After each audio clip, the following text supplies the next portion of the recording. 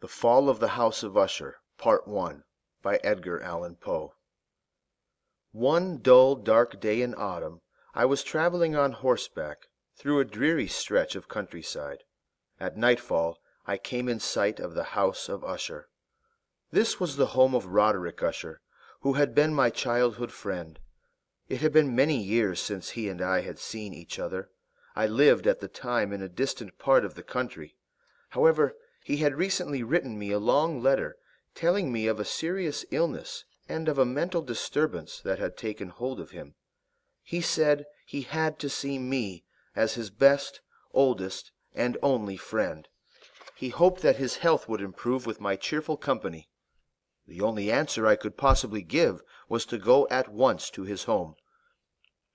Roderick Usher had always been a quiet person who talked little of himself, so I didn't know too much about him.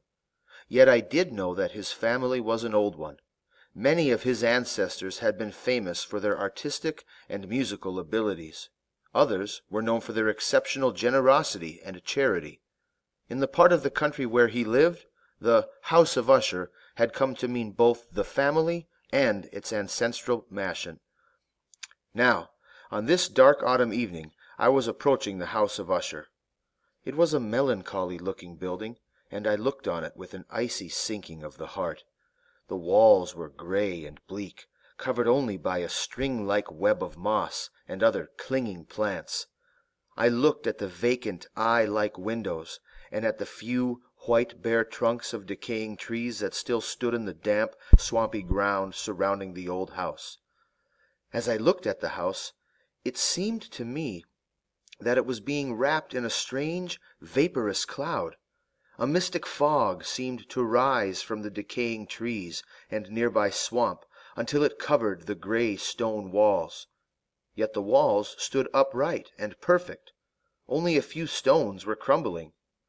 A closer look, however, disclosed the tiniest sliver of a crack, zigzagging its way down from the roof. The crack went right down to the wall's foundation, ending under the damp, swampy earth. Noticing these things, I went up the short road to the house. A servant met me and took my horse, and I entered an arched hallway. Another servant led me to my friend. We walked silently through many dark and winding passages. I noticed carved ceilings, gloomy tapestries on the walls, and black wooden floors. On a staircase I met the family physician, who introduced himself to me. He hesitated strangely, looking somewhat evil, while at the same time frightened, then continued on his way. At last the servant threw open a door, and I saw my friend resting in a chair. Roderick Usher rose to greet me with great warmth. We were in a huge room. The ceiling was high over my head. The windows, long and narrow and pointed, were so high they could be reached only by ladder. Dark draperies covered the walls. The furniture was antique, but tattered and uninteresting. Many books and musical instruments lay scattered about the room, but they gave it no warmth or feeling of life. I seemed to be breathing an atmosphere of great sorrow. Surely no man had ever changed so greatly in a few years as had Roderick Usher. He had always been thin, with a pale, narrow face and large eyes. But now his face was ghostly, his eyes too bright. His silken hair had grown and had not been trimmed, so it now floated wildly about his face, making it look even thinner. He began to talk about his illness. He said it ran in his family, a nervous ailment with many strange and contradictory symptoms, but no cure.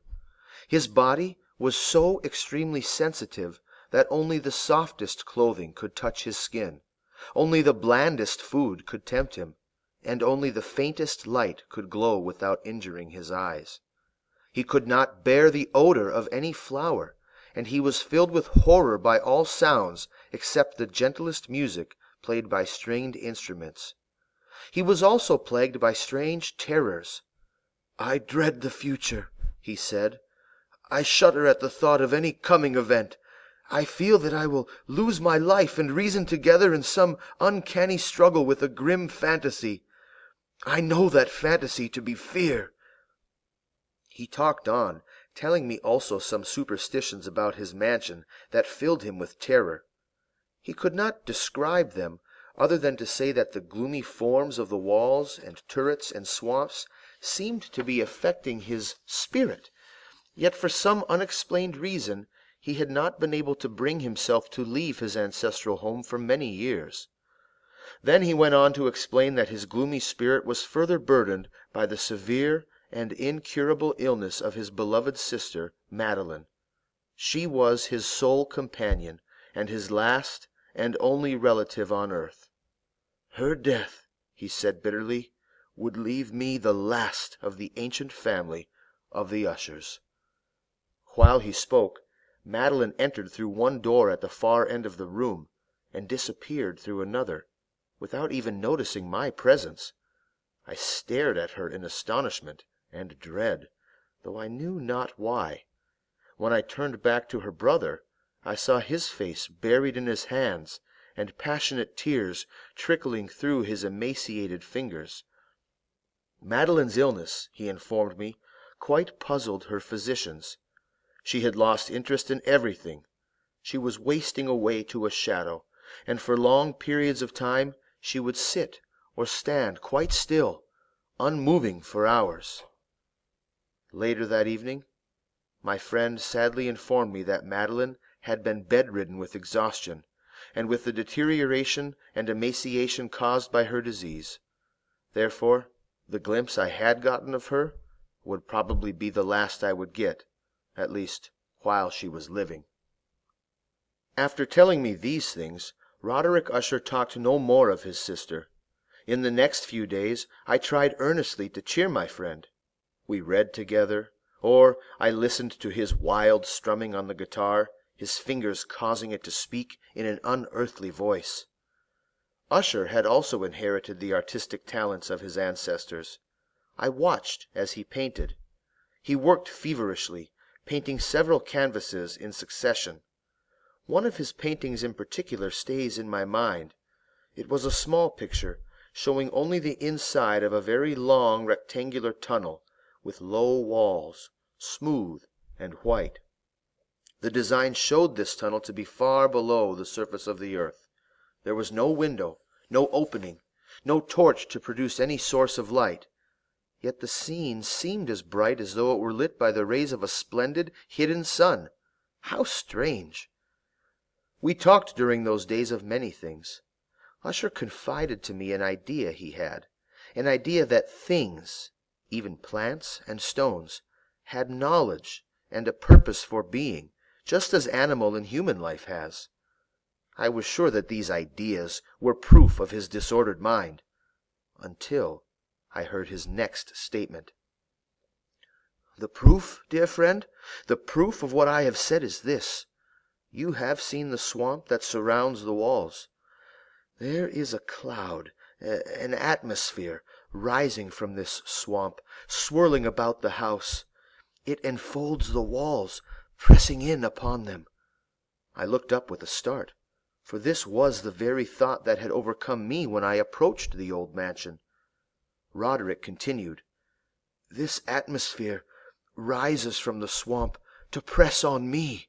Thus it influences, shapes and molds me and my life, just as it has molded the destinies of my family through the ages." I heard these words with a shudder, and I was glad when my friend got off this subject and turned again to his books. So the days passed. One evening my friend informed me that his sister Madeline was no more. "My dear friend, I am terribly sorry to hear this," I began. But he interrupted my condolences as though he had not heard. "I intend," he said, "to preserve her body for 2 weeks before burial. The physicians have been too curious about her strange illness, and they might wish to make further examinations. I fear they might get to her body if we put her into the grave now. But if we wait a while, they will not know when or where we will bury her." "And where do you plan to do that, my friend?" I asked. The family burial grounds are quite far away, but there are compartments within the thick stone walls of this house." His voice trailed off, and he was lost in thought. An unusual decision, I thought. But if that evil-looking physician I passed on my arrival was one who might disturb Madeline's rest, then Roderick's precaution was wise. When Madeline's body had been placed in a coffin, Usher and I alone carried it to its temporary tomb. This was a vault or compartment in the foundation walls of the mansion. It was small, damp, and without any light. It was directly under the room in which I was staying. In ancient times it had served as a dungeon. Centuries later it was used to store gunpowder, and the walls, floor, and even the heavy iron door were covered with sheets of copper to keep out the dampness. I noticed particularly the sharp, grating sound made by this door as it moved slowly upon its hinges. We placed our mournful burden upon wooden stands inside this vault. The coffin lid was not yet fastened, and we opened it to look once more on the face of Madeline Usher. For the first time I noticed the striking resemblance between the brother and sister. My friend, perhaps guessing my thoughts, murmured something about their having been twins. He said that strange understandings had always existed between them, secret understandings, unknown to anyone else. But we couldn't bear to look upon her for long. Her illness had left a faint redness on her face, and a suspiciously lingering smile on her lips, a smile which is terrible in death. We replaced the coffin lid and screwed it down. Then we left the vault, fastening the iron door behind us, and went upstairs into the upper portion of the house.